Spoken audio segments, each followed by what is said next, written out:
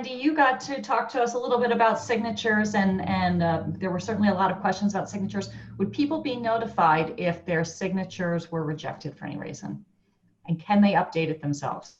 There is a lawsuit, and I honestly do not have the update. There was a challenge to this, stating that when people's signatures were rejected because they didn't match, that they did not have enough time to address that problem. I don't know the outcome of that. It was challenged because many people's signatures will alter through the years if you have a stroke, whatever. Someone noted that if you registered with your while getting your driver's license, you can look at your license and see what your signature looks like and try to make it match. But if not, you should be notified in a timely fashion that your ballot has been challenged. Apparently, this is not happening in a timely fashion.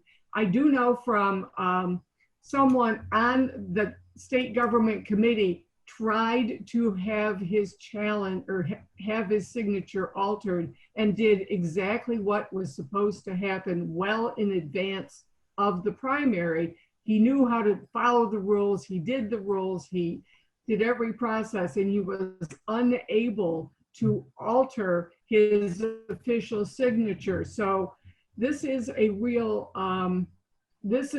squeeze point, and people may never find out that their ballot was discarded because they couldn't verify the match.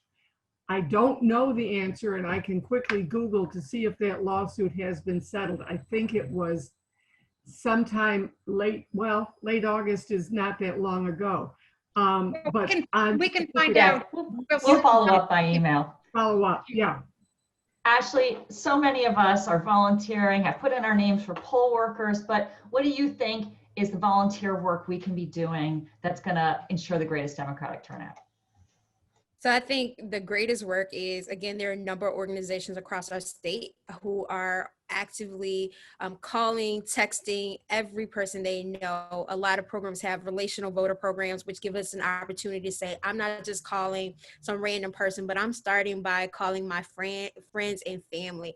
A lot of times when we're looking at the disinformation that's going out, a lot of times it's the people who are closest to us, and to make sure that we are sharing this message. I can share with Represent, I along with Gwen can share all of these volunteer opportunities with others, but again, I just think it is a matter of sharing this information, getting involved. One of the things is particularly looking at the challenges that we're facing from the other side. We are aware that they've invested $70 million in what they call election security, but really is voter disenfranchisement, who I think I saw in the chat section, people were talking about individuals from other counties and other states showing up in really in large urban areas where we're looking to garner a certain percentage of the vote. So the possibility that someone from the far northeast or from rural southwest could show up in Philadelphia on election day to really deter. So if you are in a position to volunteer, certainly encourage you to volunteer. If I saw that there's still places where they're looking for poll workers and poll watchers,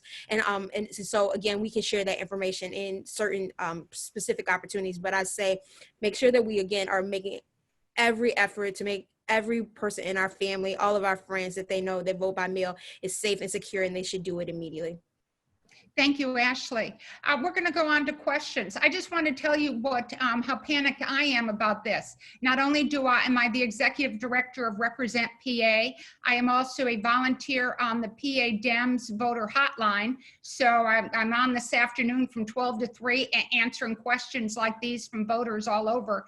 And the most exciting thing for me is hearing from voters in every county, or I've heard from a lot of counties that I've told that are still very red counties, and people are calling to say, I and my neighbors need to know the answer to these questions. So I have volunteered there. I have signed up to be a poll watcher with several different organizations, and I have volunteered there. I've also volunteered with the PA Voter Services people to be an official poll worker.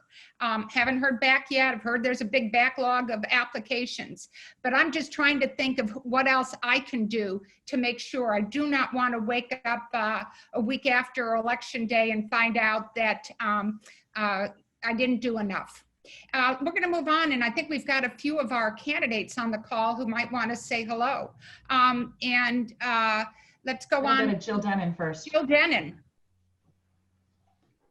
Hi, thank you, everybody. Yes, I think there is absolutely a lot of anxiety, and as someone who's been calling voters every single day, Christine, just a comment, what I have gotten from people is after yesterday's comment by the president, there are several people now who absolutely want to go vote in person because it's not because they're scared that their ballot's not going to count, but they're worried that it's not going to be counted until possibly weeks after. So I think, and this is to Representative Ullman, I think the biggest issue right now is the fact that we cannot, open envelopes and count early. We can't start counting until that morning. So, I know there's probably not much we can do about it, but I would just encourage everyone on this call and my fellow candidates just to get as much information out as possible to the voters. And I agree with you, Christine. We're being scared. It's working. The scare tactics are working because I talked to a lot of Democrats and now they don't want to use their mail-in ballot. So we need to keep pushing the message that it will be secure. And the more people that get out and vote, like Gwen said, we need to have a blowout. So thank you so much for all the work Represent has done. And Christine, you're absolutely right. Whether it's right, wrong, money matters in this election. So thank you for all of your support.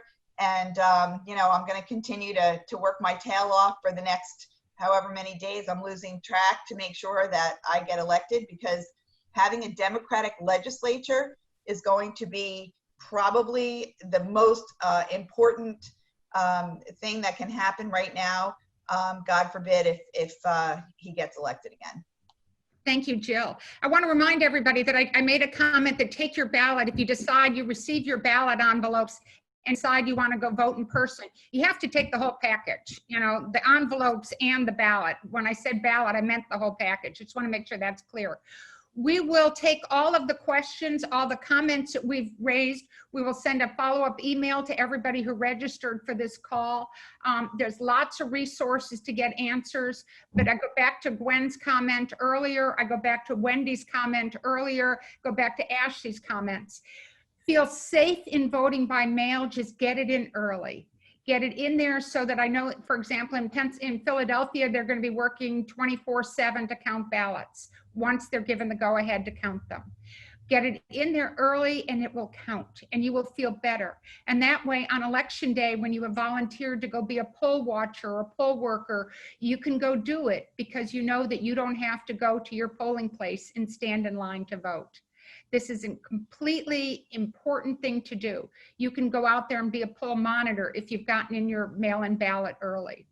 I thank you all. I know the news is scary, but do not sign up for this. Do not use Trump's words. Do not use Republican talking points about how this is not safe. It's safe because we're going to make it safe. It's safe because people like our speakers are making it safe for all of us. And we have to vote. So thank you very much to everybody.